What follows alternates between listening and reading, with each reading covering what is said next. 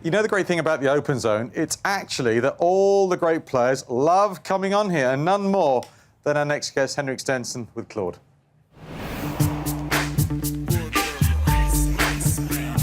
You like that, huh? Yeah, I'm not going to dance. Oh, come on. No. Swedes can't dance? They can. The Open Championship, claret jug already. This is pretty special. Do you remember this? I remember the double fist pump. When did you know it was in? There. Yeah, that was a nice way to finish it all off. Yeah, I haven't seen it that many times, but It was one of, I think one of the most amazing days in golf that we've seen in a long time. Very much like the duels that we used to see between, some of the greats of the games. When did you all on the course, you and Phil, kind of know that it was kind of you two kind of doing something special? I felt like it was match play all the way from the back nine on Saturday. Really, we were battling for position coming into the last day, and I was lucky enough to make a couple of good birdies coming home on that third round to be one ahead. And then he got a double swing straight away on the first, and then after that we just kept on trading punches all day long. So yeah, it felt like with the start we had the first 4 or 5 holes on Sunday. It would take something very special for someone else to be in the mix. So it was match play from the beginning, really. So we're going to try and recreate that putt, albeit a little bit shorter with the Zen putting mat. Okay. So is this thing going to move and stuff, it's or what? going to move. Yeah. Come on over here. Oh, yeah, look at that. Little angle on it. So you're going to be putting to the left hole. Uh-huh.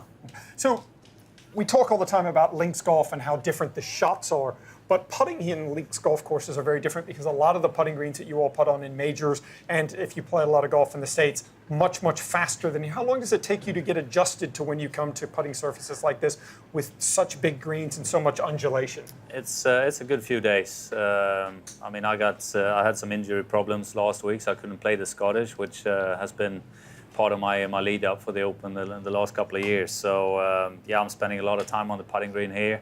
Those long putts, you just need to hit it so hard. I mean, the greens are probably running about 10, something like that. You need to give it a good bash from 30, 40, 50 feet to get it there. So that's what I find the hardest.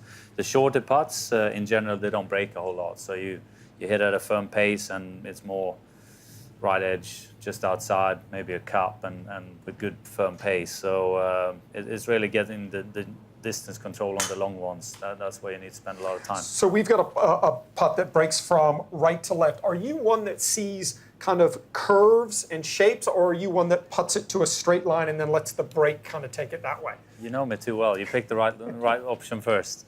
But I actually, when I visually look at the putt, I kind of start from the hole backwards. I start from the hole and I see where the ball's going to enter the cup, and I see the line coming back towards the ball, and then I step in and just try and match up on that line and send it off. Yeah, I actually like that because I've never heard anyone describe it. I think most golfers get behind the ball and kind of look at how it's going to break. But taking it from where the hole is and back and then drawing that line backwards really does, just looking at it, give you a better idea, especially on ones that break, whereas I think everyone is kind of obsessed with what's happening up here. Yeah. You're focusing on what's happening nearer to the hole. Do you see it kind of going in a specific area, like a clock on kind of the dial of a clock on where you would want to have it go in? Yeah, a little bit that way. I mean, just by seeing it's going to come in off the right side, I would say that's probably, well, no, so I would say about 5 o'clock-ish. Yeah, about 5 o'clock is where it would enter the hole. So, yeah, I think that helps me. I'm quite visual in that sense and like to see from the hole and back to the ball. All right, let's see it. Let's see if we can recreate it. What are the chances? Everybody think he's going to make it? I think he's going to make it, absolutely.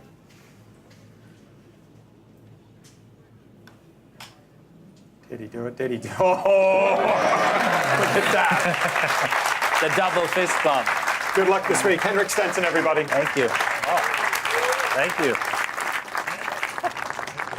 How did he do that, Henrik Stenson? Unbelievable. You know, we've talked